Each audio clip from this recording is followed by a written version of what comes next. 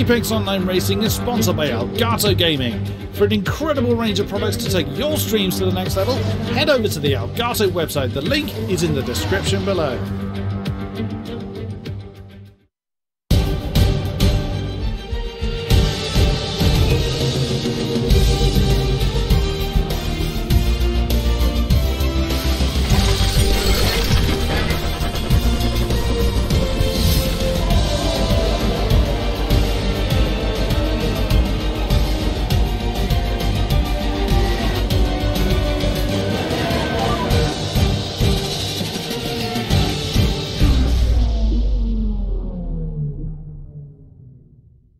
It's that time again.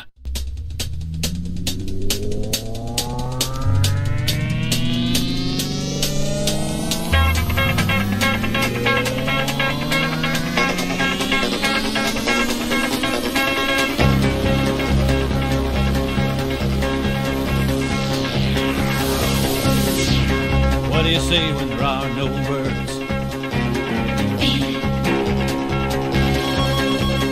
Feel a song that's never been heard. How do you know when you hear the call?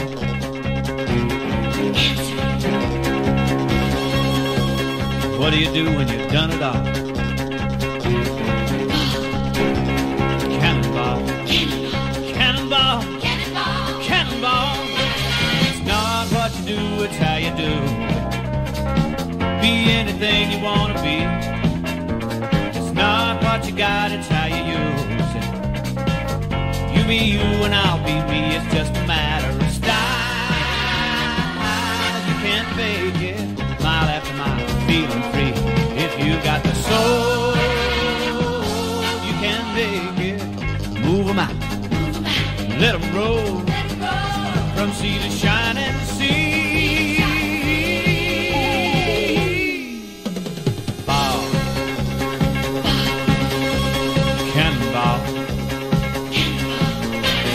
What do you do when the mountain is there?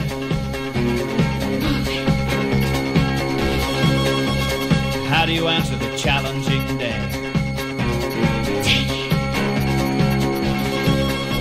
And when your back's against the wall,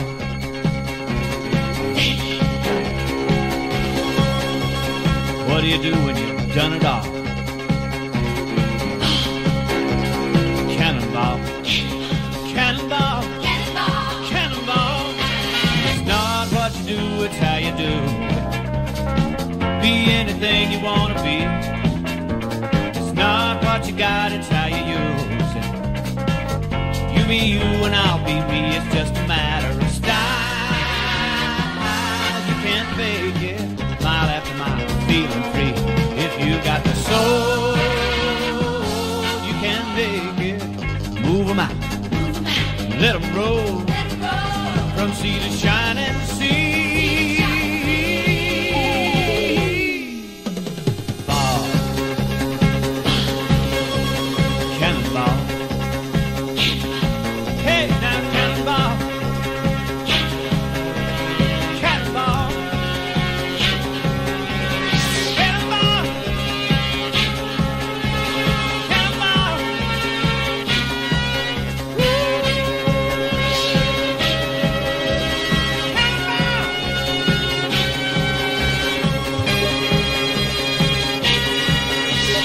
Yes, indeed. Good afternoon, morning, ladies and gentlemen, mothers, fathers, daughters, sons, brothers, and sisters. This is the Apex Online Racing F1 2018 Hype Energy round number 3 for season 16 here in China. My name is King-Kodiak, and I'll be one of your commentators throughout this evening's race. Joining me in the commentary box, I am always happy to say, is my faithful companion, Mr. Hamish Sopwith. Yes, good evening, everybody. What an exciting qualifying session we should have. It's a full grid. The full 20 drivers have decided to turn up. We also have a reserve driver in, which is Vito. He is in the Toro, so this should be a very exciting qualifying. Expect to see times a sub 129.4. Now, any time under 29.4 is very impressive, believe you me. Right then, before we get on to the action, let's have a few facts about this particular circuit. So then, season 16, round number 3, it is at Shanghai International Circuit, one of Hamilton's finest. There it is, comprised of a series of long straights, including the longest of any F1 circuit, plus 270-degree corners, notoriously difficult on the tyres. What can you tell us, Mr. Hamish? Well, this track, Matt Sorensen's currently going down about 1.4 kilometre back straight. With DRS assistance, that will provide some overtaking into that heavy braking hairpin of turn 14. When the drivers line up on the grid, it's only 265 meters to turn 1, which is ironically is identical to Bahrain, with a fairly medium 56% full throttle for the lap. So you want some high downforce to allow you to go as fast as you can through the high-speed corners, but you don't want to go too high, but it affects you down that long back straight. Donoso as well, he set a 131.3 last season. As one of current drivers, is he going to be competitive for pole? We are yet to see. Most of the drivers are out on ultra soft tyres, although I have a feeling that they're not a great race tyre, Kodiak. No, that seems to be the general consensus, although there's always wiggle room for the strange strategy, and there is the tyre allocation: medium, soft and ultra soft. No super soft available for the particular race. The ultras are not going to last more than a handful of laps, half a dozen at absolute best, and they are screaming by that kind of time. People are going to be running these softs and mediums primarily, looking at previous performances and speaking to our previous competitors, and there it is, our pole time last time out, 1:31.308 by Fabrizio Donoso. We were already seeing times in the 29s. Tiamat Marduk on our Oceanic side got a 1:29.6, I believe it was, for their pole time, and as Hamish mentioned, we've seen 29.4 or sub that, so we are in for some fantastic racing at this particular circuit. It was part of the esports qualifiers for this year, and yeah, I had great fun commentating on our esports hopefuls and veterans coming through that particular series. So, on to qualifying then. Let us get down to trackside. 14 minutes remain of the session, and just as I switch over to that, we've got some times coming onto the board. Fabulous. Matt Sorensen, 29.6, boom, straight in there. Nicely done. Yeah, interesting. He did that on the ultra soft compound tyres. Now, we've been told from our sources that the ultra softs are such a bad race tyre, we should see drivers trying to qualify on the soft compound tyres. You've got Marek, who's just at a time of the medium tyres, 32.4. That's not really going to challenge anyone at the moment, but potentially, if that can put him around P13, something like that, then potentially that's a good idea. Although, really, to be honest, if you're on an alternate tyre, you really do want to be making sure that you've qualified that tyre within the top 10. Indeed. Now, just a quick thing. Number 7, or position 17, Mr. White Lilac, Manuel Biancalida, he unfortunately has had to retire from the session because he earned unfortunately a qualifying ban from last race. That is why he's retired. He hasn't put it in the wall. That is just to ensure he does not get onto qualifying. So let's have a look, quick rundown where we currently stand with just under 13 minutes to go. Our current pole man is the Force India of Matt Sorensen, 1:29.6. Then it is Formula Danny, our season 14 champion in the Mercedes. He's just coming around at long last term, but he is, it looks like he's pressing on, so he may well be doing 2 laps. Exactly as Hamish was saying, those ultra softs are not favoured race tyres. Even if they just burn them to nothing and pit within a lap, then that pretty much concedes them to a 2-stop strategy, because I don't think the mediums would do a 50% race distance as we do here. Let's just watch Formula Danny. Does he come in? No, he is actually pushing on for another time lap. 1:30.8 was his banker lap. Does he improve? Let us see. The line is quite a way down, and he did. No, it's a 30.8. But no, he just didn't improve. Didn't improve. He got a 31.3. Oh, interesting. A pretty poor lap time, and in fact, I can now tell you, Formula Danny is doing race stints. He's got 24 litres of fuel on board. So that explains his slow lap time. Wow. We have just got Alvaro Caraton. Oh, He's yes. South 130.1 on those soft tyres. He'll be coming in at the end of this particular lap as well. In fact, he's already in. He's already in, yes. VP Marek in the house, 131.704. Oh, that's close, just 0.4 of a second between himself and his teammate Mark 313 in the 6th position, 132.139. Tino has put a banker lap on the board of 133 rather, 583. Then ACR Woodford, or ACR Nobody, is actually going back out on track in the Toro Rosso.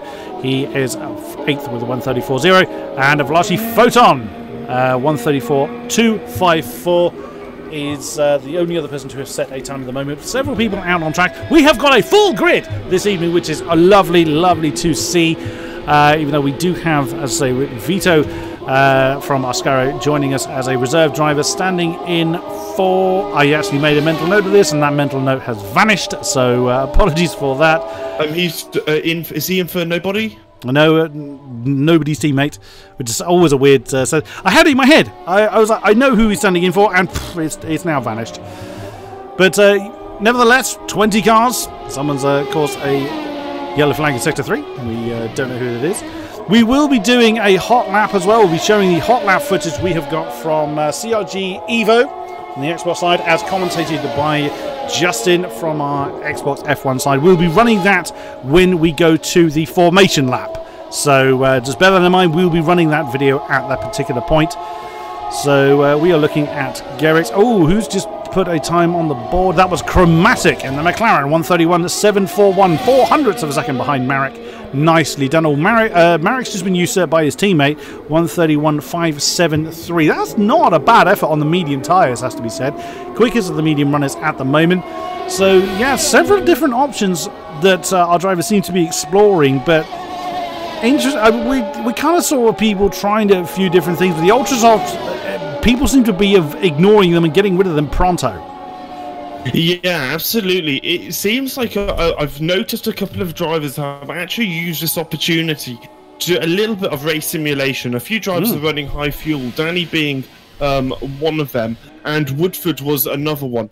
Woodford is now out again on the Ultrasoft compound tyres, going... Well, he's only just done his first sector. He's got a 24 per sector, which is pretty good. It's quite a difficult track, this. It wasn't a favourite of mine, and I know a lot of the drivers, it's never been a favourite of theirs either. It's quite a unique circuit in how it's laid out.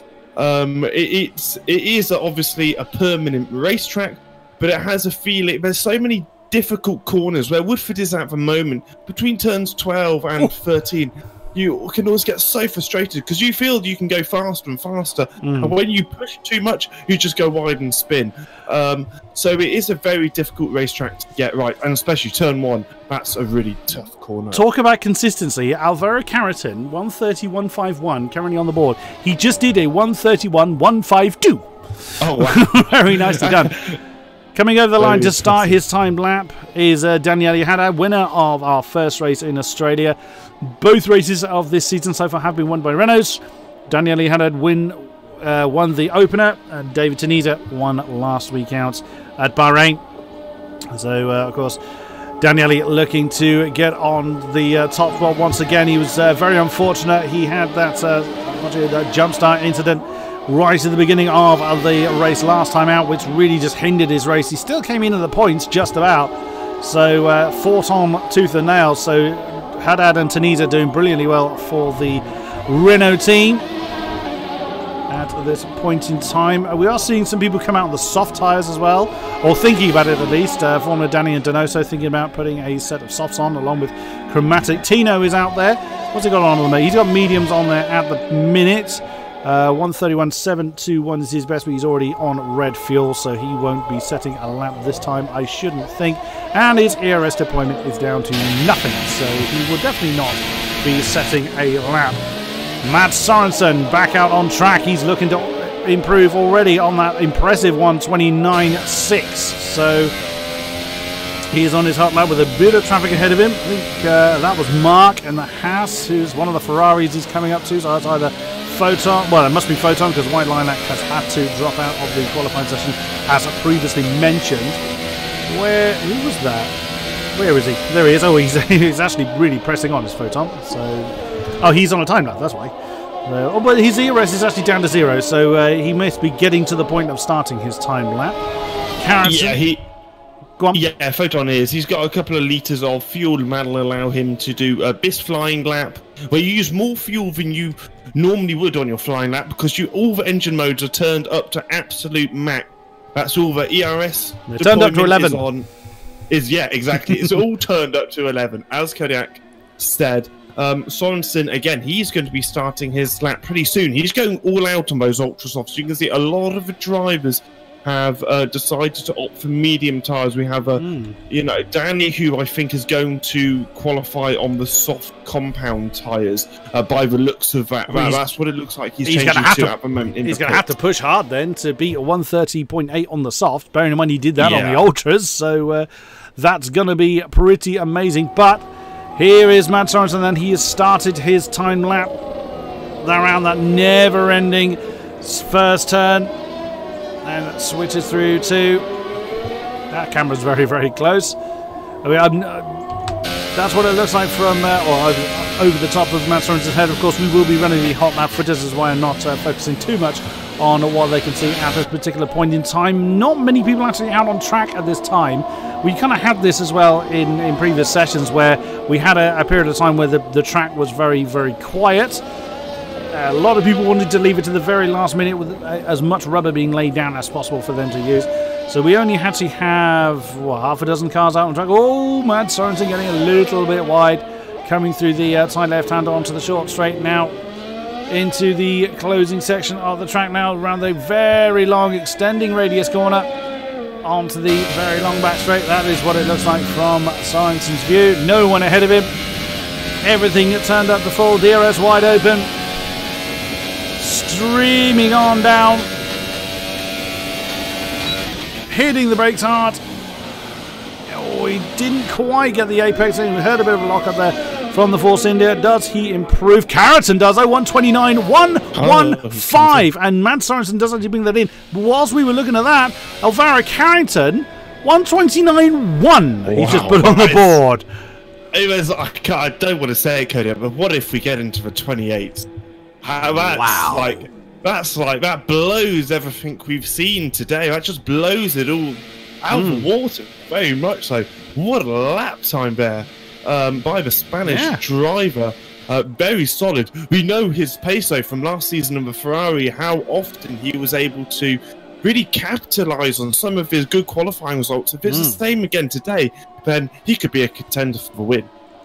Oh, I'll say. As we're looking at Chromatic then. Formula Danny is out on track as well in the Mercedes, looking to improve on 130.8. He has, exactly as you called, Hamish, he has actually come out on the soft tyres. Chromatic is on the soft as well, but his best was on the medium, so he's looking to improve on 131.74. I just realised that between 6th and 9th is 0.04 of a second. 704, 721, 741, 747. Wow, it is tight in that midfield pack. Where is Danny? There he is. He's, as we mentioned, he's on the soft tyres. Unless he really sandbagged a lot with that 130.8, which, bear in mind, we're just in here 29.1, is not beyond the realms of possibility. So it looks like Danny is not looking to get a particularly high... He's thinking of the strategy here. He's not thinking get on pole with tyres I don't want. He wants to get as much strategy out there as possible, as we've got a yellow flag out there in Sector 1. Most cars now coming out on track with just under 240 to go. Yeah, absolutely. Yeah, like you say, I'm not sure what Danny is looking for. I think he definitely wants a top 5 for sure, but there's a large gap from first to third, which is pretty unusual, to be honest. We haven't seen this before, so...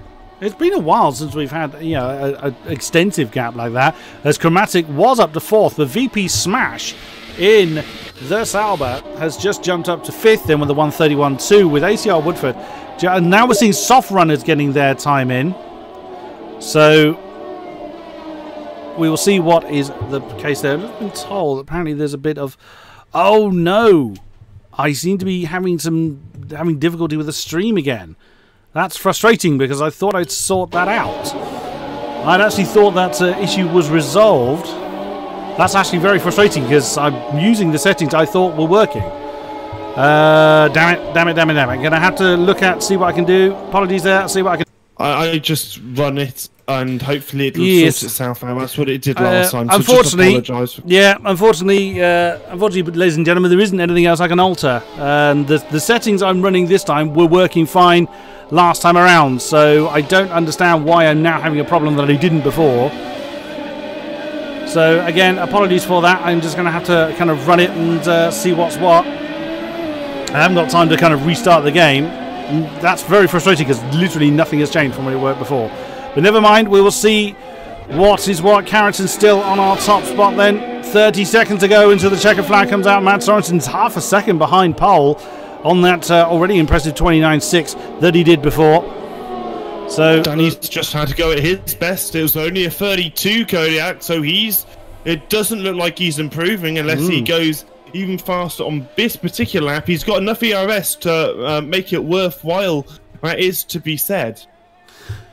And Smashers had to he has retired from the session with 31.2. The checkered flag is now out. Gerrits is actually up to third then with a 130.2. That's not bad on the soft tyres. Daniele Haddad 130.6. Also on the soft tyres. Photon has retired from the session with a 130.7. In fifth, there's Marek. He's just gone past the... new pole time. Now that's interesting. He came up with new pole time, 129.4. But Alvaro Carrington's already got that with a 129.1. So that caught me out slightly. But he's actually out there and pushing on the Ultra Softs as well. So he's looking to improve even still. He wants that 20... Oh, no, that's too wide. He's gone out too wide. 28. He did, but he'd gone a little bit too wide there. Okay. So, yeah, that's... Oh, Jan Fehler, very nice. 130.4. So, decent effort then coming through on the soft tyres. A lot of people getting their qualified time on the soft tyres, but it's all on Danny at the moment. He's actually 130.8 on the ultras. That was what he did before. He's on the softs now. Gosh, he's been knocked down to P9. Yeah. P10 is now P10, Danny. yeah. Coming? It's a quick lap. It's a 30.1. Good job from him. He had to pull that out of the bag. Up into P7. Renault's P7 and 8. They'd be pleased with that performance. Non-runner up into P10 after just setting a lap time on the soft compound tyres. Any other drivers out on a lap? I don't think there is, Cody. That looks like our grid. Wow. Yeah, so Danny, that was a very much last-ditch effort to get out, to remain in the top 10. I mean, he could have hoped to, he could have gone for the contra strategy, but that's dangerous to think, put me below the top 10 and I'll pick my own tyres. We saw a little bit chaotic in races gone by, particularly when you're screaming towards a car.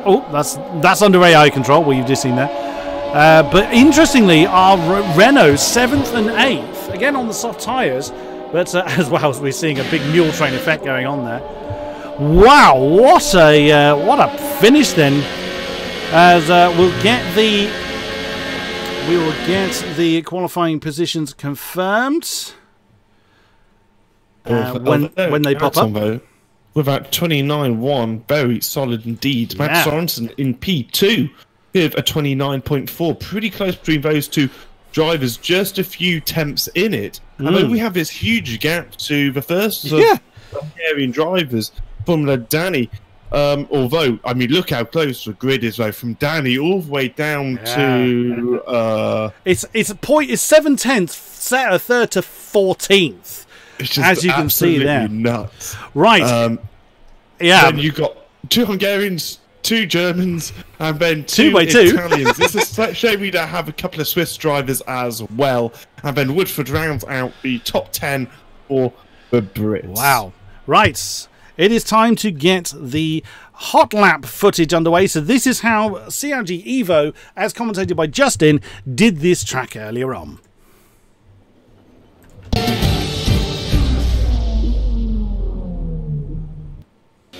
This week we're on board with the Ferrari of Evo from the Xbox F1 League as he navigates a lap of the Shanghai International Circuit ahead of the Chinese Grand Prix. Starting his lap now on the rundown toward a very high-speed, swooping double right-hander of turns 1 and 2. Not an easy overtaking location, but we do expect to see some side-by-side action at these corners during the races this week.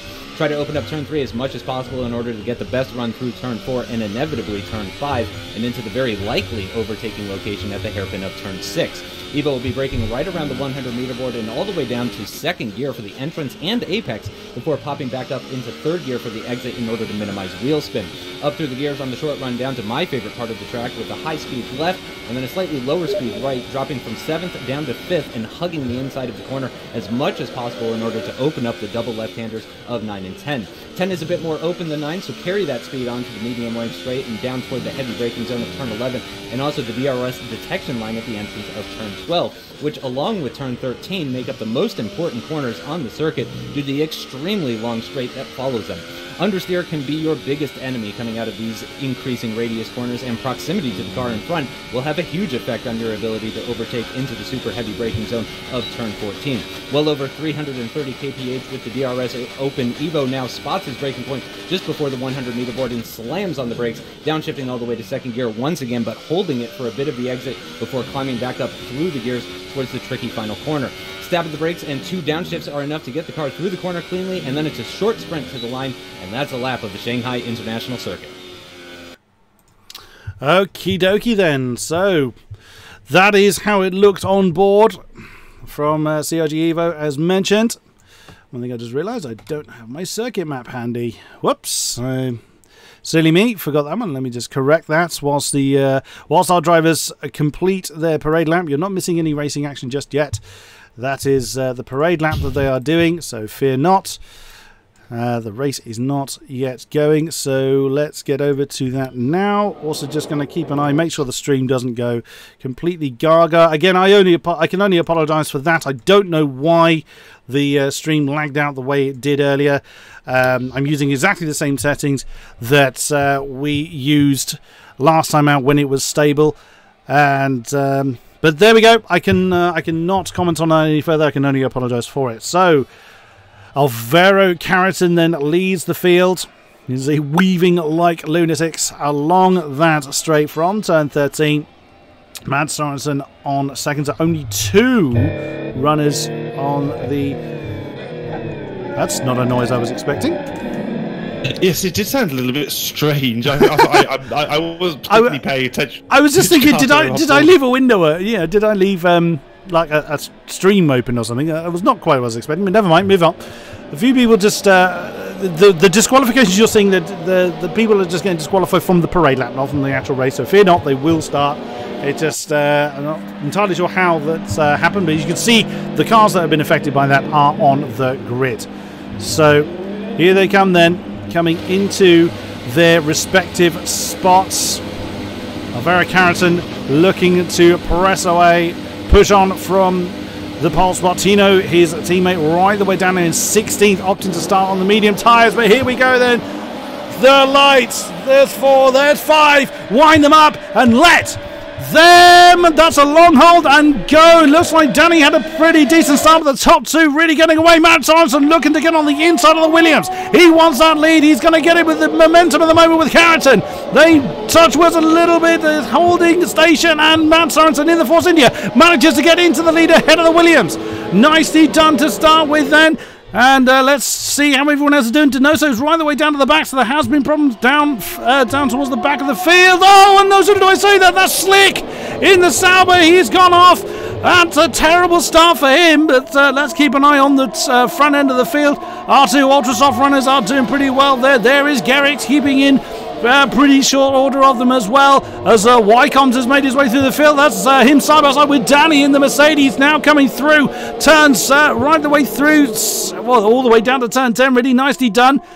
And everybody managed to... Oh, that's Danny. Big snap of oversteer. Well held there in the Mercedes. We saw the Toro Rosso. That was Woodford getting a bit out of shape as well. Very nicely done. Looks like, with the exception of Slick, that's smash already with a stop-go penalty. Oh dear, it's gone very badly wrong for the Saubers. And it looks like Woodford has gone off and he's almost spinning. right at turn 12, so that is not turn 13, so not ideal for him. He's just been overtaken by Marek. He's now outside of the points. As I say that, Marek is having a look at Daniele Haddad in the Renault. He isn't able to make use of this slipstream, but still very close at the front with Williams and the Force India pulling a gap to Garrix at the moment. Very nicely done. Yeah, but exactly as we would imagine, the gap from the ultra soft runners to the soft are pretty strong. Then Jan Feder was keeping the Mercedes of Garrix really under pressure. There's David Teniza in the Renault. He's had a great start now, up to 5th position. Let's bring up. Where are we? No, not that one. Where is the? But we want those on as well. Where's the position change? There we go. So up 5 places, we can see White Lilac. Of course, he would have started at the tail end of the field because he was not able to take part in qualifying. So a decent effort there. But Carrington, after having lost the lead, has stayed right in touch with Marisol, and that's the gap between the Williams and the Force India. But racing going on everywhere. We've seen Haddad. Oh, that's Haddad and the Haas side by side actually locked together. A little bit of decent going on there, but they are literally putting each other along the road. Not entirely sure which one is ahead of which. And White Lilac has lost the position. Look at that! How closely condensed the field is towards the tail. That is very, very close indeed. Of course, people at the tail are running the medium tyres, which we think is the far more favoured race tyre. Look at the gap from our ultra soft runners at the front. They are really sprinting away, but they need to. They won't do more than a few laps on those ultra soft tyres, bearing in mind they're qualified on them. Yeah, absolutely. I mean, we could see them coming in as early as laps 4, 5, or 6, Kodiak. So, you know, they currently don't have a massive gap, but unfortunately my gaps have now updated. They're only about 3 seconds ahead of the first of the soft compound runners. But then the likes of Tino Nukarinen in Matt Williams on the medium tyre, he's looking quite good in P14 at the moment, especially with how condensed the grid is. I mean, there's only 10 seconds from 1st to 16th. Very nicely done.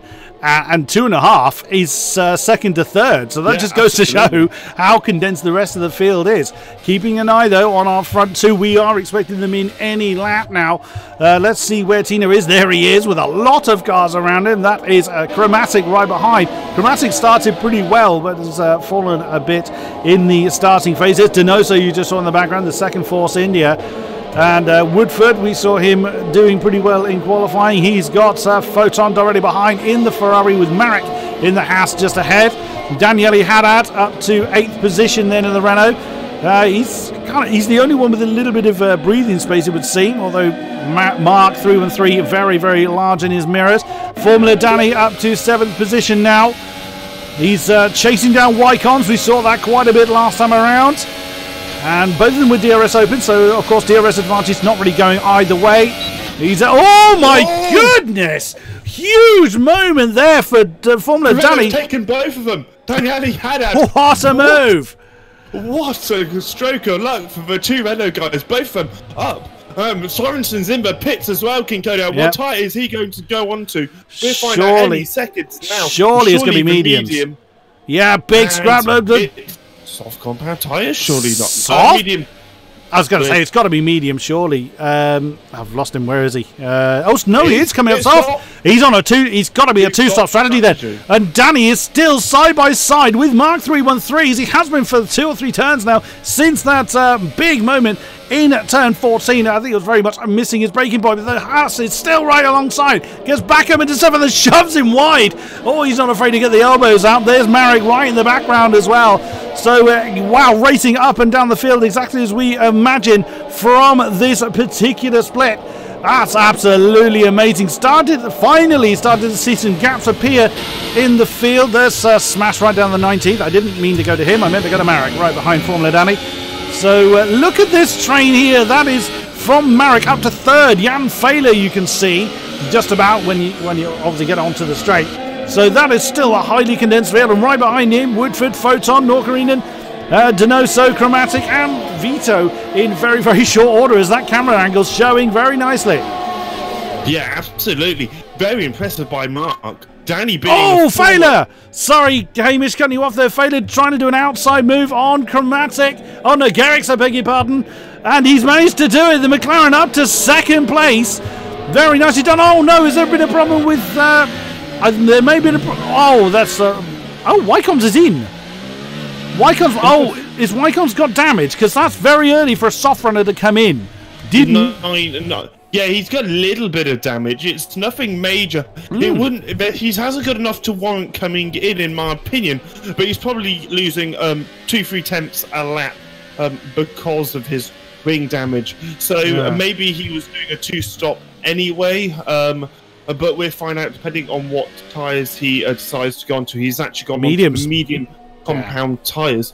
And he hasn't changed his wing. He's made a bit of a mistake then. His pit crew have let him down. Like his wing is identical to how it was. He's losing an end plate. Maybe, who knows, Kodiak? Maybe that was scheduled, but it seems a little bit bizarre. I mean, here of all places, you'd want all the downforce you can get. Carrington is losing time. He's losing time badly. He's lost 4 tenths in that last sector alone. Surely he must do, but he's left it too late. He should have come in by now, and he's lost. That's 6 tenths he's now lost on Jan Feder. Wow, the McLaren car 96 is flying. He's already... Sorry, Cody, look how much of a gap he's pulled to Garrick's. Already 6 tenths. So the guy he only just overtook. Garrick's braking quite late, not taking the optimal line, possibly defending from Torniza. Actually, Haddad behind Torniza. He hasn't got to worry about his Renault friend just above. I mean, you have a bit of a gap to mark. Carrington's still not in. Formula Danny. Carrington's still not in. Quite strange. Where's his teammate in P12? That's potential if Carrington's helping out his teammate. Tim to get into the top 10. Obviously, Tino starting on those medium compound tyres. It's a little bit of an outsider strategy, but it may work very, very well come the end of the race. We will see him. He could well be playing the team game here. But, I mean, he's losing so much time. His lead is cut in half as Wycombe's is in the pits again. Oh, no, he wasn't obviously fancying running without that rear wing change. Danny has managed to get past the house of Marek again. So now back up to 7th position. So I'm keeping an eye on our Renault runners, actually, as Wycombe's goes onto the soft tyres now. Most of the field are on the yellow marked tyres. And look at this. Jan Fehler in DRS range of Carrington. Surely that Williams has got to come in this time. Now coming through 12. Onto the long right-hander of 13. This is where the left 2 tyres get punished so badly. This is going to be DRS and for the McLaren. Carrington thinks about defensive move. He's sort of twitching to the middle, but not really committing either way. Jumps back to the racing line. Now it's going to be job done. He's going to have that done before he even gets to the braking zone. That is Jan Fehler in the McLaren in the lead now. What a great move there. Carrington he just has nothing left. Surely you've got to come in. And he does indeed. Finally, the Williams brings that car in 2 laps too late, in my opinion. But wouldn't be the first time I've made a strategy call incorrect or been proven wrong by our drivers. So we'll see. I agree with you there, Kodak. In fact, sorry to butt in, but Wycombe's wing hasn't changed. I don't think the Red Bull team want to change his wing. They've probably ran out of money because it doesn't seem like anything's happening. Wycombe's could be coming in again. He's just dawdling around on soft compound tyres. It's so unlucky when there's situation like this occurs because we know how quick he is. But is Garrick's now going to challenge for the race win? In fact, the 2 Renault drivers now must have a pretty good setup on because their tyre wear is looking a little bit less than their friends in front. In fact, 10% less tyre wear at this point. That's huge. So that's very impressive. 10% compared to their other drivers rather than... Jan's made a mistake. Jans has made a mistake through 12 here. I was just about to say he's broken DRS on Garrick's, and suddenly I saw him really slow on the outside of 12. That's going to put him under massive pressure from Garrick's, and he's caught dragging those 2 Renaults along. You're having a great race so far. There is DRS open on 2nd, 3rd and 4th. Is the Mercedes going to make a move? Garrick's thinks better of that one, but bit of a lock-up there coming into that last turn. And Danny has jumped on the inside of the second Haas now at turn 14. Oh, that was close from that angle from Mark. So Formula Danny then now moves up to 5th position. After an interesting qualifying, Tino is moving through the field as well. He's the lead runner on the mediums, now up to 10th. But he's got Woodford and Chromatic in very, very short order right behind him. And then you've got Vito, Non-Runner and White Line behind them in their own battle. Once again, battles here, there and everywhere. That's just the way we like it. Absolutely. Carre, for those of you interested, he lost 5 whole seconds to Mads Sorensen, who, in my opinion, made the optimal strategy call for the tyres he was on. Perhaps Mads could have gone on for an extra lap and he wouldn't have gained, but he wouldn't have lost any time. But that's how badly it affected Carrington. They're now P16 and 17. Hopefully, with their fresh medium tyre, depends who you look at. Sorensen on the soft, Carrington on the medium.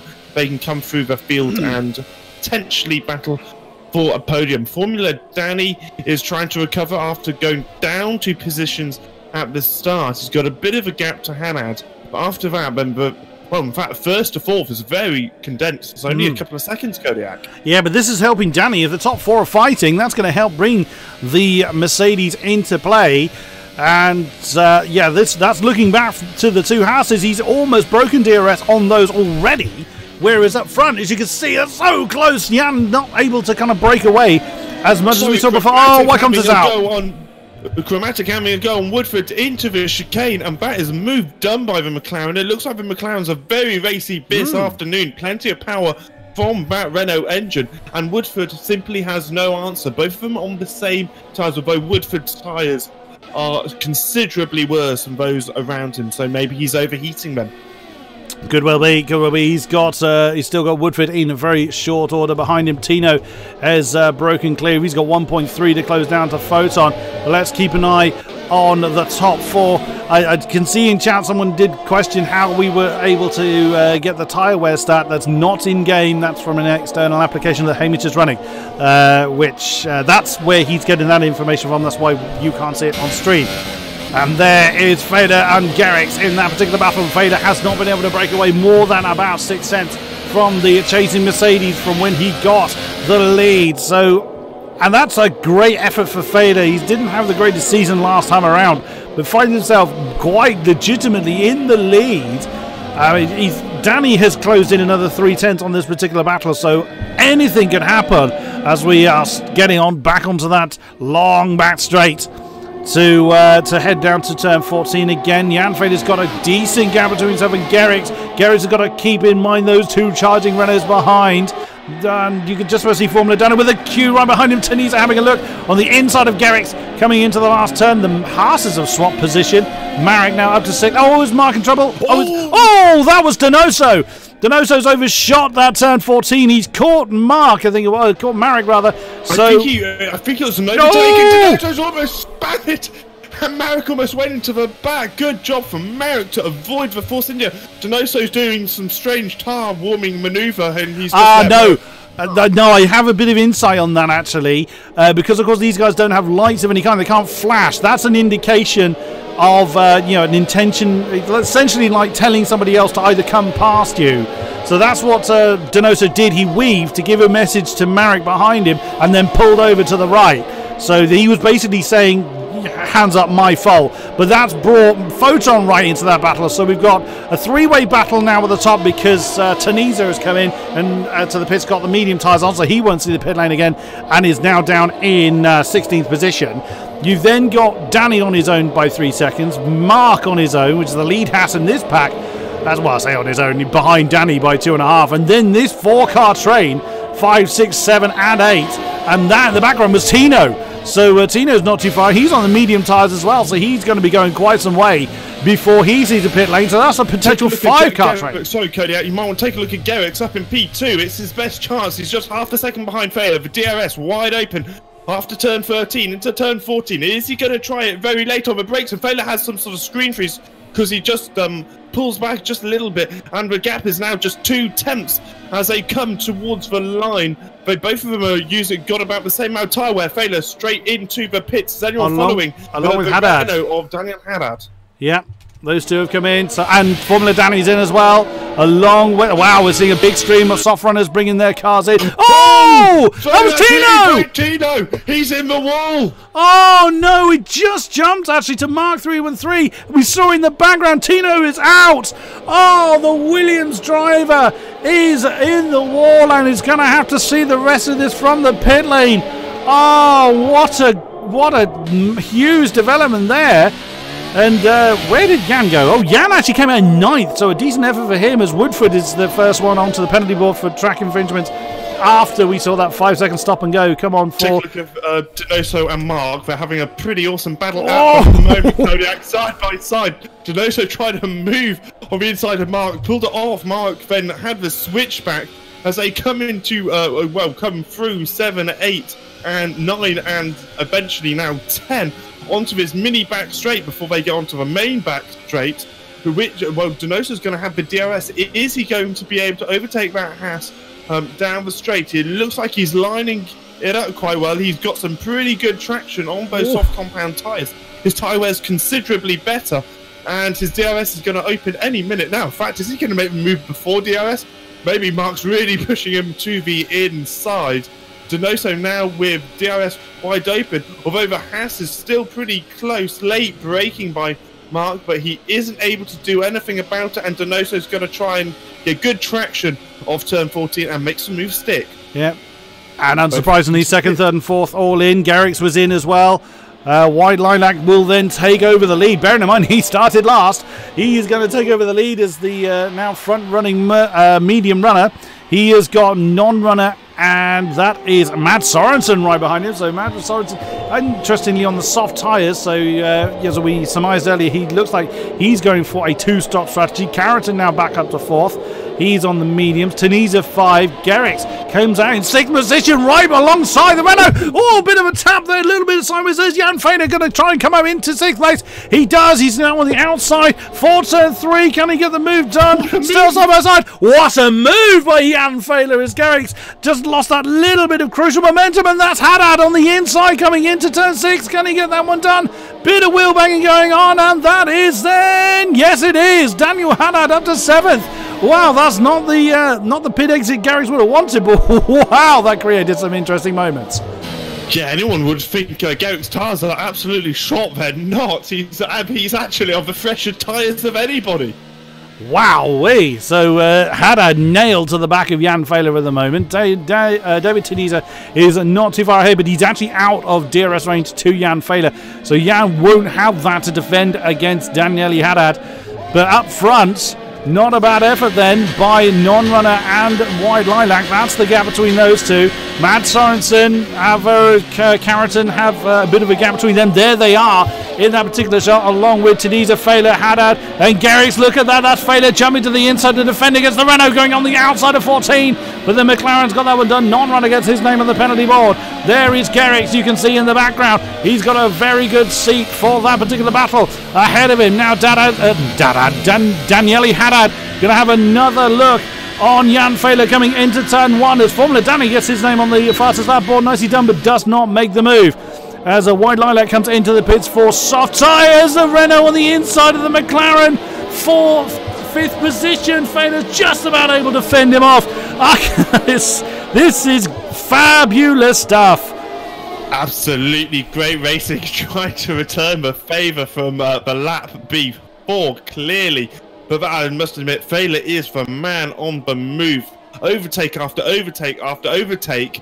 And he's in the same position where he started. He's still in 5th. What a race. A bit of a shout out to Carrington. If he's somehow able to make those tyres last, he's doing a fantastic job. Because he's in a currently net P1 when Non-Runner and Sorensen come into the pits for 2 drivers who are yet to pit. And he is doing very well at the moment. Whether Tunisia is just going to be a little bit too quick, they're all on the same compound of tyres now, so it's all down to tyre wear.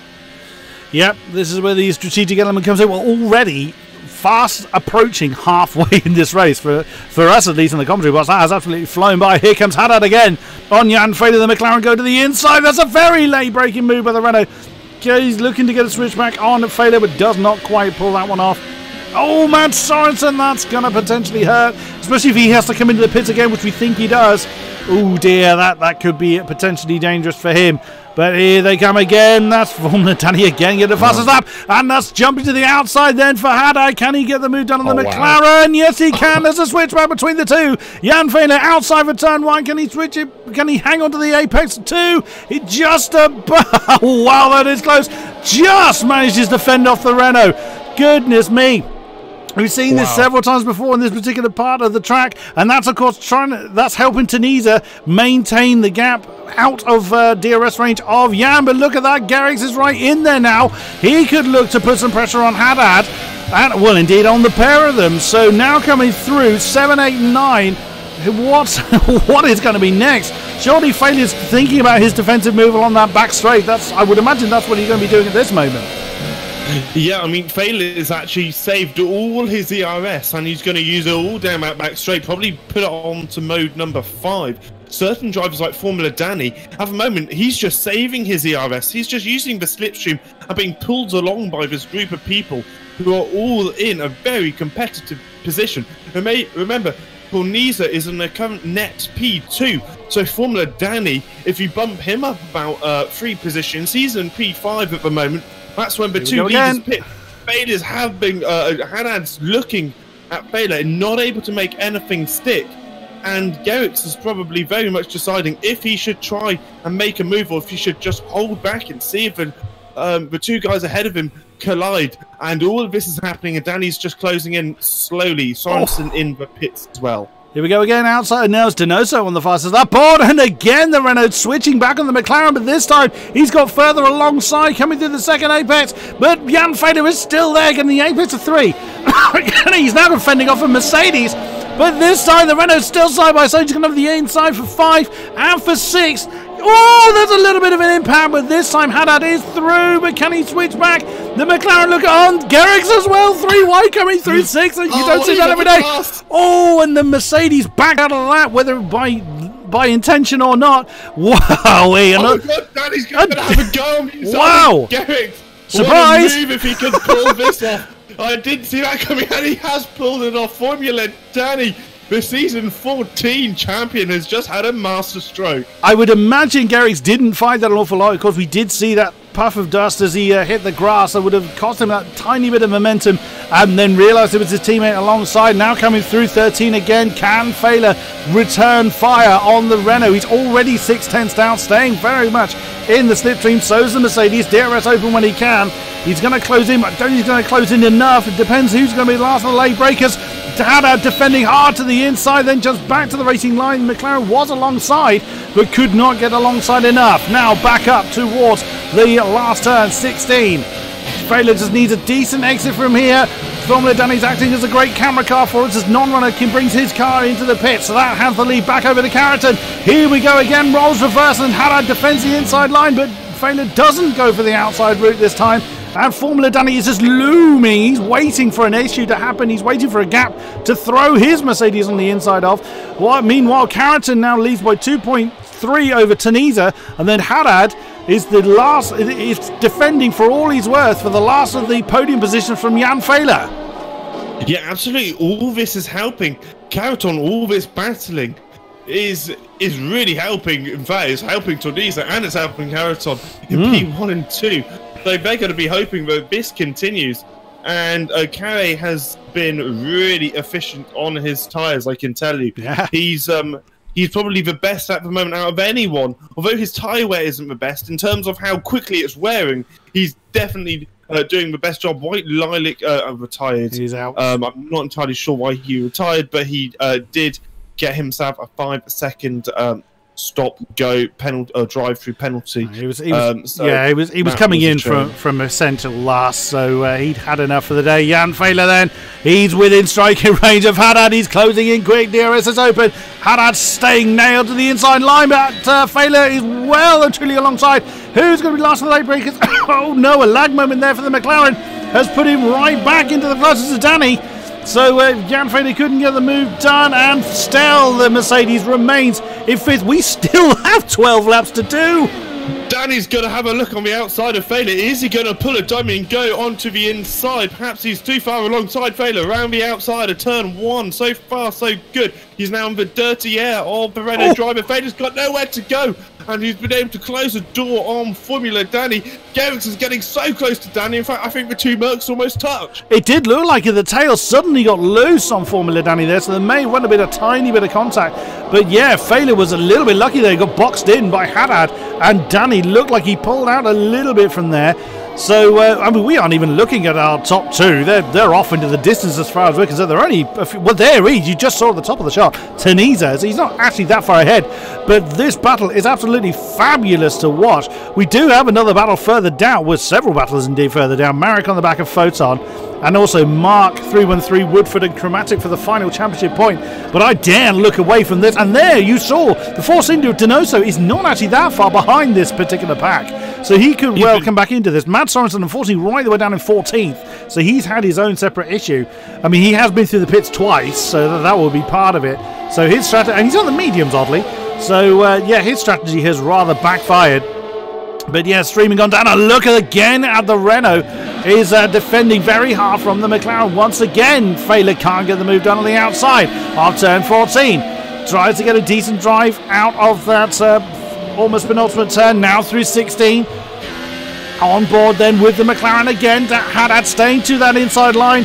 Who's gonna try and dummy who? And once again, and this time Failer doesn't commit to the outside move. He's gonna try and switch back during turn 2. He is! Oh, wow, that was brave. As non-runner very nicely done, gets his name on the fast lap board, but he can't make it. Oh, Danny's gonna come through on the inside of Failer possibly. Oh, so close as a Mercedes driver. Chiva McLaren didn't see that one coming. Oh, Failer decides to fend on the inside. Danny goes up on the inside of the inside. And that's move done by the season 14 champion. What a move. Now Failer's got the other Mercedes and Garrix right behind him. With Donoso closing in. Lap after lap by lap, he's closed in a second that last lap, Kodiak. My voice is going to be ruined by the end of this, but I don't care. This is absolutely brilliant racing. Failer now stuck in between the two Mercedes. He's still got his rearview further of Mercedes, just the other one this time of Garrix, as he's trying to get through turn 12, get that decent exit. But that now leaves Formula Danny to chase after Haddad. And again, you can see how early the Renault commits to that defensive line. So he is not confident that Danny's not going to try and do a move here. He returns back to the racing line. Formula Danny probably a little bit too far back this time. Closes in. Oh, we all know how strong that DRS is. But he's now right under that rear wing for Haddad to try and deal with. Failer is still really in attacking range of the Mercedes as well. So don't discount the McLaren just yet. Through 16 onto that start-finish straight once again. DRS open for both Mercedes and the McLaren in the middle. And wow, Formula Danny looks like he's going to try the outside move. No, he's going to try the switchback. No, Haddad parked it on the apex then. Failer having a look on the outside of the Merc, but no room to do that. This battle is going to go on for a while. They're on the medium tyres, similar length. I would imagine they're all going to go to the flag. Interestingly, Carrington tyres are a bit older, so his tyres may go off towards the end of the race. But at the moment, these guys are just interested in that last podium position. Yeah, absolutely. And it's surprising how the gap between Keraton and P3, and in fact Tornisa, hasn't changed a jot in the 5 laps that we've been covering this particular battle. It's exactly the same as it was 5 laps ago, which is quite bizarre, to be honest, Kodiak. I would have thought that likes of Tunisia and Caraton, Verena and Williams would have just slowly started to pull away. But that hasn't happened, which is really good for these guys. And Donoso is right on the back of his train. In fact, he's Donoso almost he is! Will have DRS. Yep. I would have thought. So it's now a 5-way battle for the final podium position. Yeah, the Force India is in DRS, so he will be on the back of this train within the next lap and a bit. So yeah, Fabrizio Donoso joins the battle. He's right there. Look at that. Everyone getting the tail of the car to kick out to come through 14. Here we go again through that final turn, sprinting on down to the line. And Danny then, he's a little bit too far back to try a dive on the inside of Haddad. He actually had his ERS set to zeros, and he's not got a lot of battery power left in the Merc, so we may see a little bit of strategy going on as far as the ERS deployment is concerned. although I'm sure any of them will take an opportunity to fly through if they get it. I would also think that Carrington is managing his tyres. He may know that his tyres, well, I would imagine he does know his tyres are a little bit older than those behind him, so he's got a comfortable enough lead that he doesn't have to defend hard. So he has the opportunity to manage his tyres. Not something though that Haddad, he does not have that particular luxury, as Danny is pushing him for all he's worth, and Failer's fallen a little bit off the back off of Danny, so he's got to defend from the second Mercedes, who in turn has to defend from the Force India of Donoso. Yeah, I must tell you now, Kodiak, that Carrington has been trying to save his tyre wear, and he's doing a really good job. These guys in this midfield are slowly creeping on to similar levels of tyre wear. Tornisa has actually got the worst of the tyre wear. Sorry, Hamish. It looks like Danny's having a look on the outside. DRS assisted with a switchback. He's going to get good traction. And the other guys have a great view for this, but not able to make anything yet. Will he try something into turn one? He's looking closer than he's ever looked before. Around the outside, I thought the Renault was going to push him wide. And is that a clean move around the outside? Yes, it is. Formula Danny into P3. And that is exactly where you want to be overtaking if you're overtaking into turn one. He can now chase after the Renault of Tornisa. Well played by Formula Danny then. He's got 2.3 to close into Tornisa. Carrington has lost about half a second. I think he's made a mistake. Oh, Failer on the inside of Haddad coming into 6th. Yeah, he was in the gravel. He was a little bit. Oh, there's Donoso having a look at Garrix as well. That's for 6th, beg your pardon. So Tunisia a little bit late to this particular conga line as far as the rest are concerned. But I would imagine is Donoso's tyres a bit healthier than the 4 ahead of him? It's pretty much identical, to be honest. In fact, Garrix actually has the healthiest tyres of all of them. In terms of the percentage, saying 70% is when your tyres will pretty much, that's when they hit the cliff. Garrix is on 33%, and Donoso and the drivers around Donoso are on 36. So, and Carrington, for those of you interested, is on 47. But originally, the percentage gap was much bigger, so he's really been able to close that. Oh, that's Failer and Haddad again coming into 14. And again, the McLaren can't quite get it done. There's Garrix on the inside of the McLaren. Also can't get the move done. Look at Formula Danny. He is gone. He's already broken DRS range. But, let's get on board with Garrix. What a great battle here. DRS with the McLaren of Failer. He's surely going to make a move on the Renault. Goes to the outside for turn 1. Garrix is going to follow suit. He's going to jump on the inside of the McLaren. Oh, so close. Maybe the tiniest of impacts, but he's going to nudge up into 5th position. Failer's not happy about it. Forces the Mercedes wide. Coming through 3. Now 4. And, he's just about... Still hanging on. Failer nudges back ahead, but the Mercedes is going to have the inside line. There he goes. Can he late brake enough? Can he slow it down? Yes, he can. Failer did everything he could to hang on to that, and Garrix has finally overcome the McLaren up into 5th. But of course, don't forget Donoso. There he is, and the Force India is right in there as well. That battle is by no means done. Absolutely not. It's probably one of the best battles that I have ever seen in any racing, and it's happening today at China. It looks like Jan Failer is now going to have to try and keep within that very close proximity of Garrix, use the DRS and try and make a move into turn 14. You got Haddad in the second. Oh wow, yeah, a little bit of oversteer. That's lost him a load of time. In fact, that's lost him so much time. But Donoso is looking on closing in. He's closing down the back straight, braking out about 100 meters. He's really Failer almost into the back again. Gets some good traction though, does Donoso, and Failer has just kept that P6 over the P2 esports driver from last year. Indeed. And Failer having to stick to the inside move to try and keep that Force India behind him. He's left the door open on the inside. We've seen this done a few times. Failer's gone very wide. Coming through 2. I think he's just gonna... but so's the Force India of Donoso. They're still side by side coming through 3, through 4. into 5, still side by side. Then and that's the move to the Force India, but the McLaren's not letting that go. He's going to have the outside for 6. You're not really going to get a lot done there, and Donoso up into 6th. Failer has sadly fallen into the back of this particular conga line. Oh, but again, brilliant battling by all of them. But Daniel Haddad is nearly 3 seconds behind Formula Danny. He is 1.4 off the back of Tunisia, who's in turn 1.3 at the back of Carrington. We may well have a lead battle before this race is done. I think we're going to have a three-way lead battle. Ironically, Kodiak, in terms of tyre wear, Carre has the worst, Tunisia is the second worst, is slightly better, and Danny is even better still. So it's like the tyre wear is pretty much reversed to their position. So this should be fascinating. Garrick's having a look at the Renault, going to the outside, and trying a bit of a... That was a little bit cheeky. But I'd say he left the car's whip, so there won't be any complaints from the Mercedes camp. In the stewards, I wouldn't have thought. And Failer is glued to the Force India gearbox. You couldn't even fit another Formula 1 car in between the two Formula 1 cars. There they go again. That's Garrick's on Daniele Haddad once again into turns 1 and 2. He's going to try the inside. No, Daniele Haddad shuts that door. Formula Danny is 1.2 off the back. He's less than that off the back of Tunisia. So Carrington I think Tunisia's made a mistake because the lead gap has increased slightly. Formula Danny is now in DRS range of the Renault.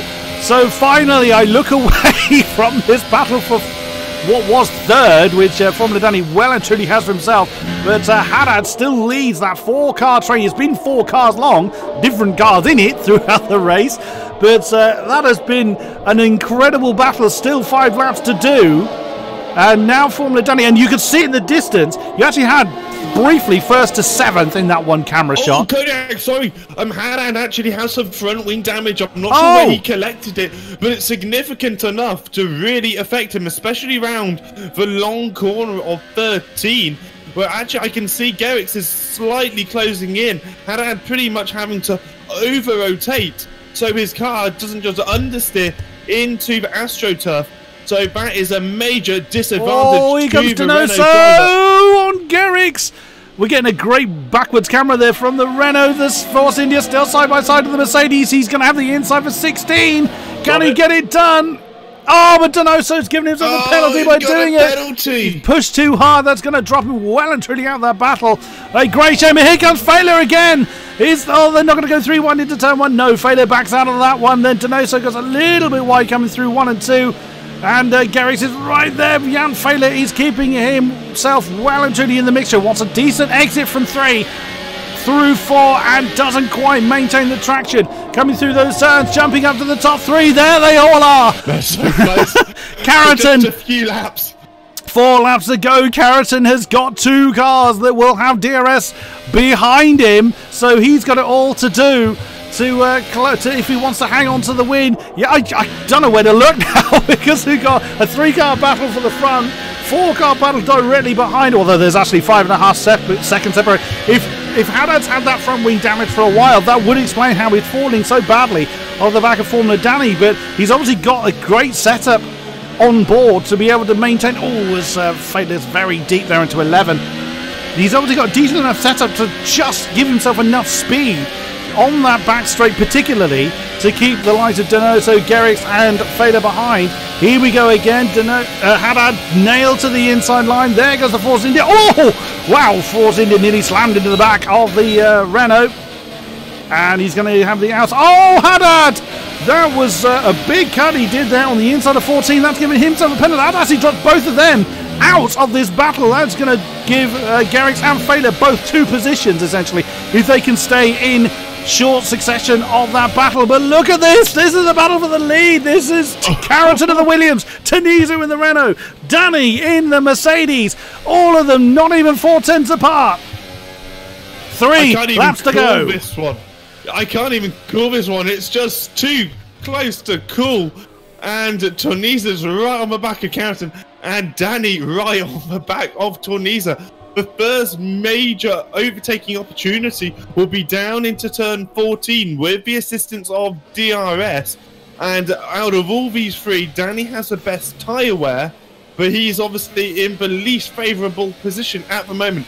Can Carey hold on for just another 2 laps? 340, he was crazy to start on the Ultra Softs. He blew the field away by over half a second to Mads Sorensen, and he's currently in P1 with a shot at winning the Chinese Grand Prix. Danny going very wide. Lucky he didn't pick up a penalty there, actually, and all the weaving from Keraton to try and stop Tunisia with a move down into turn 14. Oh! Keraton's gone wide. He's going to let Danny through as well. Oh, that's an awful decision by the Williams driver. Oh, fuel! What's the fuel amount for Danny? Is he on track? Oh, has there been a problem? No, I can just... He's going to have a look at Tunisia into turn 1. Surely go around the outside with DRS, and he's got the move. He's done what he did. Look at that! But he's done it to the other Renault. Oh, phenomenal move. Nice. Formula Danny. Nicely done. Formula Danny now up to the lead with the best condition tyres. He should run off from here. Keraton is going to he's going to struggle, I would imagine, to hang on to the back of that particular pack. The previous pack we were looking at, Haddad's actually fallen behind Failer. So they've kind of shuffled around a little bit. I did think there was a bit of shuffling going on in the particular pack. There is Haddad, but of course he did get that penalty along with Donoso, so he is going to fall down the field a little bit. But Donoso is running off. He's trying to... He has finally got to the front of that particular conga line. He wants to kind of undo essentially that 3-second penalty. He's only got 2 laps to do it. There you saw the battle for the lead. Keraton is hanging on to the back of Tunisia, but I don't think he's going to be able to do it. He's actually got 0 on the curve deployment, now cranking that up, but he's already 7/10 behind Tunisia. The Renault wants to try and hang on to the back of the Mercedes, but Formula Danny is his name of the fastest lap at the moment. But here comes Tunisia. Danny doesn't feel confident. Oh, that's a big move on the outside of Tunisia into 14. And no, Formula Danny knew how to defend that one, but that's a very much reminder. You're not running off with this one. You're going to have to fight for it. Will we see? We've had 2 races, both of them won by Renault so far. Haddad is not going to be towards the sharp end, and Tunisia has got it all to do and only 1 lap with which to do it. Yeah, absolutely. He's got 1 DRS distance opportunity now. Keraton just outside. Oh, Failer, sorry. Failer on the outside of Gerrits coming in. Yet again, turns 1 and 2. And again, the McLaren can't do it. But that's helping Donoso. If he can get enough gap between himself and Gerrits, he may undo that 3-second penalty he's out for himself. He's actually 2.5, so he's not far off doing it. So, but jumping back up to this battle for the lead. Where are we now? 7, 8 and 9. Tunisia is halfway through the lap to try and dethrone Formula Danny. But God, what an amazing... Bear in mind, the Formula Danny started in 7th, and here he is, taking the lead in the last couple of laps of this race, still with Tunisia and Keraton. There you see Donoso in the background. He's 2.5 between himself and Gerrits, and he hasn't quite been able to... He may just about be able to prevent losing a position to Failure, but he's going to have to gain another 4/10 in the last few corners to undo that 3-second penalty. Here we go again for the last time in this race, screaming on down towards 14. Is Formula Danny going to defend the inside? No, he doesn't. There goes Tunisia with the inside. Impact between the two. Impact between the two. Where's Carey? Right on the back of a Renault. Sorry, Keraton's right on the back of a Renault. Is he going to try and move on the final corner? He's very, very close. He tags Renault in. Wow. And there's nothing he can do about it. Good Lord. What a finish! Donoso comes across the line in 4th. Gerrits is promoted up to 4th. Failure didn't get by 81 thousandths, didn't get promoted up to 5th. Haddad, there he is, hung on in 7th. Where's Photon? There he is in 8th. Then Marek in 9. Marketer, we haven't even looked beyond 7th. Pretty much all race long. Chromatic 11, non-runner 12. Mads Sorensen finished in 13th in the end. Woodford 14, Vito 15. And then Smash and Slick yet to cross the line along with Vito. There is the Toro Rosso who was standing in for... It was Railgon, that was the name we forgot earlier. So he's standing in for Railgon this week. I think he had punctures actually on that car, or it looked like it for a moment. Here comes Smash then in the Sauber, and Slick. Oh, it's gone wrong for him. Oh, wow. I don't even know what to say. That's amazing. I'm amazed we didn't get more collisions, Kodiak. That was unbelievable driving from the top split of PC. Seriously, ladies and gentlemen in chat, please nominate your driver of the day. That's going to be a hard one to call. Absolutely, because there's been some brilliant performances. I'd say Carrington purely because I thought his strategy was bonkers, and it actually turned out it's only he nearly got him. Yeah, nearly got him the win. So yeah, those in chat, please do put your nominations forward for driver of the day. But Formula Danny taking that win. Wowee! So Hungary, Italy, and Spain are the 3 flags on the podium. I'm barely catching my breath. That's been one of the best races we have ever commentated on, or certainly for me. Amazing. So there are your confirmed finishes. Hamish, fire away. Wow, what a result. Formula Danny P1 taking it well on the second to last lap. Tornisa almost made it a catastrophic disaster, but not quite. Alvaro Carrington in P3, not leading the championship anymore. That goes to he is still leading the championship over who would it be? It'll be Carrington. Tornisa. Tornisa, big about. Still leading Carrington over Tornisa. Over Tornisa. Garrick's in P4. Donoso in P5 with a penalty. He'd be very pleased with that because originally he was P4, just 3 more attempts, and he would have actually got that P4 position. Jan Fader, some amazing battling from him, P6. Daniele Howard in P7. Photon in P8. Mark in P9. And we have a German of Mark 313 in P10. Outside the points, we have Grammatic, Non-Runner, Mad Sorensen, a poor strategy from him. Woodford and the and Beto, Smash. And then the 3 not retiring, Slick. And then the 2 retirements of White Lilac, Tino Nukarainen, and Wycombs had a bit of an issue with the pits, did the Swiss driver. Looking through the chat, I was just looking from the bottom up, and it's Tanisa and Danny, then Carrington, Tino, Fab and Matt, and then Danny. So I think that may be where the major vote went, and fair play. But also, let's not forget the likes of Donoso started in the back and finished right the way up there in 5th. We had Carrington, exactly as you say, with that amazing strategy. Danny taking the win from 7th, I think it was. But yeah, we've got a lot of people wanting to talk to us, it would seem. Should we drag them all over? I think we should.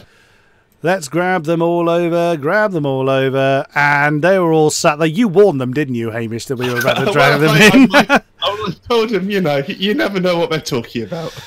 That's part of the fun that we try and interrupt the conversation. Never mind. Let's see who we're going to talk to. Firstly, I want to talk to Jan Failer. My God, you must have lost a few kilos in sweat. Oh yes, I definitely did.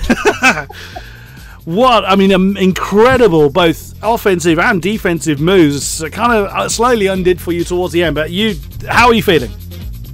Amazing, exhausted, and a bit disappointed maybe, because, I was leading, when Matt and Fabrizio pitted, and I thought, okay, they might do 2-stop, they pitted quite early. And I thought, okay, this could be the net lead, so I could be racing for the win here.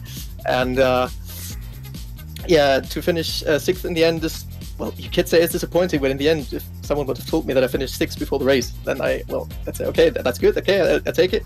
The battling was great fun, it was fair and square, it was very, very hard, I have to say, but it was absolutely fair, it was absolutely perfect, I loved it, every second of it, and I think, well, I have to practice battling a bit, so I end up maybe finishing a bit further ahead next time. Brilliant stuff, well played. That was absolutely amazing. Fabrizio Donoso flying the flag for the Pink Panthers. My God, that was some amazing moves we were seeing from you. And again, it looked like for a while you were just kind of following the chain ahead of you, just biding your time, and then boom, right in you went. That was amazing. How was that race from your side? Well, I had a mistake on the last turn in quali, so started at the back of the grid. That compromised my chance to win. I had a good first few laps on the soft, a really good pace. And when I pitted, I saw Danny just in front of me, and I was quite surprised because I thought he was much more in front. And yeah, then after I lost too much time against the two asses, but yeah, I mean, I was quite happy because I think I could have done a battle to Danny for the win today. We had very similar pace, and AOR was good to fight to the end. So yeah, very happy with that one. Apologize to some of the guys in the race. I think one or two overtakes were quite harsh. Apologize for that, but anyways, P5 at the end. It's not bad considering I started at the back. So yeah, very happy about that one. Brilliant stuff. Well done to you. Daniele Haddad. Well. We were never far away from finding you in a battle this season. From taking the win at the opening round, you had some battles last week, and my God, we spent a lot of the stream staring at you. How are you feeling? Hello, everybody. Well, I feel a little bit disappointed this night because I think that I had a good pace and I could have a better result, but unfortunately it wasn't a good quali for me. I made a mistake in my lap, and I wasn't happy at the start of the race, but then I was a little bit calm in the first part and then really precise in the second one. Unfortunately, I didn't have enough Earths sometimes, ERS, because I tried a lot to overtake Feller in a part of the race, and then I tried to defend myself in all the way I can, of course. So I'm disappointed because when Danny overtake me, I found Pupi Marek desynchronized from me, and I break my front wing at the lap 21 or 22, and so I've done the last 7 lap with the front wing braked, and I was really disappointed because I was doing a good race, and I could have done something different, but those are the race. Those are online races, and I'm doing my best to be competitive all the weeks. Oh, you are doing a great job. What a great way to introduce yourself to AOR Top Split. Well done to you. Well done to you. We also have David Tenitas. We have the Renault pair in with us in the commentary box this evening. Well, you had a bit of a quieter time, but you were really chasing off after the front. The closing moments must have been very hairy for you. Yeah, starting from the race, first stint was quite tricky for me because I was seeing Jarix becoming a bot, so every time I tried to attack, he became bot. So not the perfect stint for me, but then I pitted at lap 9, which was perfect, and I managed to overtake Feller. I think it was a good overtake. And then I managed to to exit in front of the other guy, Jarix. And then at the end of the race, I tried to push in order to not to get in close to Carrex, but yeah, at the end.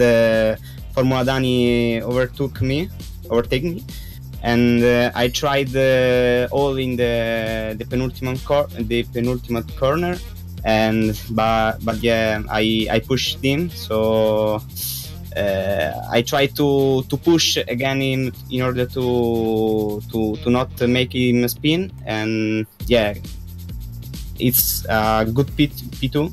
I'm so happy because I fight. Oh my God! I don't know how to say it. I don't know. Good P2, and I'm so happy. Excellent. Well done, and we look forward to how the season's going to unfold. And finally, our race victor, Formula Danny. My God, you rather sprang out of nowhere. We really didn't see you for the first half of the race, and suddenly, boom, there you were, and just stormed through. Absolutely amazing stuff. How are you feeling, sir?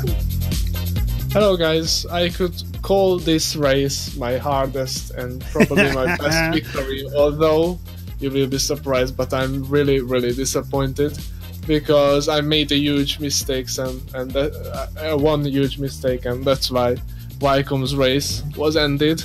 I misclicked my brake settings, and I can just truly apologize to him. And I literally dive bombed him out of the corner. I tried to avoid the contact, but I think he damaged his front wing and fell back into the other part of the grid. All started when I got disqualified from my formation lap. I just followed Alvaro, but the game thought that I'm too slow, but I literally just followed the rules and followed the readers, and I got disqualified from the formation lap, and from 88 degrees of my tire temperature went down to 81, which cost me to lose 6 positions just at the start. I had literally no grip in my tires, and all started here, and after the mistake came, but afterwards I came back from P9, I guess, and managed to claim the victory. I pulled out 8 seconds of deficit, so yeah, it was really hard, really intense, and I really enjoyed the battles throughout the race, and I would call it probably my best victory, but with this mistake I just can truly apologize and be very disappointed to myself today. A very humble man, but he was still an amazing comeback drive. It gave us a lot to talk about. My voice is ruined, so but what a way to go. And we're going to wrap it up here. Ladies and gentlemen, thank you very much for those that have been with us throughout of this stream. Apologies for the technical difficulties at the beginning. Thankfully, they didn't persist through the race from what I can see. Oh, wow. Thank you very much, Hamish, for being with me. Always a pleasure, good sir, to have you alongside me. My pleasure as always. Thank you to our drivers putting on an incredible display of skill. Absolutely amazing. Thank you very much to our sponsors. My brain is just frazzled. Hype Energy, Thrustmaster. You all know who you are. Thank you very much for that. We will see you next time. We have 2 break weeks, so because next week we have the American Grand Prix, so that will clash with when we are due to kick off, and also we have got the Mexican Grand Prix thereafter, so it's 2 weeks break, and then we will be back in full force in December, that's a lot more than 3 weeks, in November to kick off the season again. Thank you very much. We will see you next time for more AOR action. Thank you very much, and good night.